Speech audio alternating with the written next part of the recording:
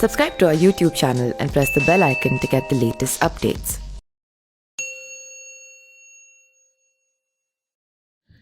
उत्तर प्रदेश विधानसभा चुनाव से पहले भारतीय जनता पार्टी के तमाम नेता पाला बदल चुके हैं। ऐसे में चर्चा है कि बीजेपी सांसद रीता बहुगुणा जोशी भी नाराज चल रही हैं। इन सब के बीच रीता बहुगुणा जोशी ने अपनी प्रतिक्रिया दी है। उन्होंने कहा है कि मेरा बेटा 12 साल से बीजेपी में काम कर रहा है, ऐसे में उसने टिकट मांगा है, यह उसका अधिकार भी है।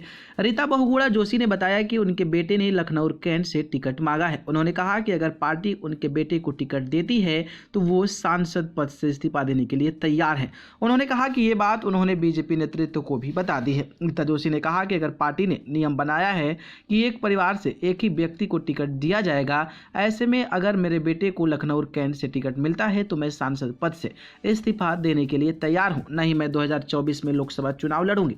उन्होंने कहा कि मैं ये पहले ही ऐलान कर चुकी हूं।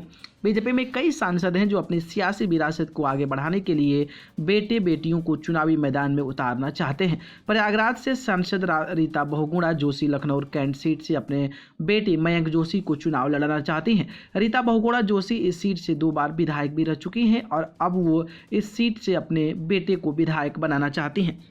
इसके अलावा सलेमपुर लोकसभा सीट से बीजेपी सांसद रविंद्र कुशवाहा अपने छोटे भाई जयनाथ कुशवाहा को भाट पर रानी विधानसभा सीट से चुनाव लड़ाने के लिए दावेदारी कर रहे हैं। कानपुर नगर से बीजेपी सांसद सत्यदेव पचौरी अपने बेटे अनूप पचौरी के लिए कानपुर की गोविंदपुर सीट से टिकट की मांग कर रहे हैं। राजनाथ सिंह के छोटे बेटे नीरज सिंह भी लखनऊ कैंट और उत्तरी विधानसभा सीट से टिकट की दावेदारी कर रहे हैं। तो वहीं लखनऊ की मोहनलालगंज सीट से सांसद व केंद्रीय मंत्री कौशल किशोर इस बार कौशल किशोर के बेटे विकास किशोर महिलाबाद और दूसरे बेटे प्रभात किशोर सीतापुर की सिधौली सीट से चुनाव लड़ने की दावेदारी कर रहे हैं।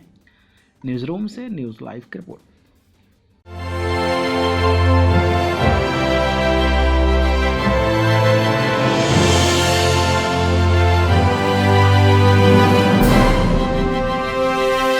Subscribe to our YouTube channel and press the bell icon to get the latest updates.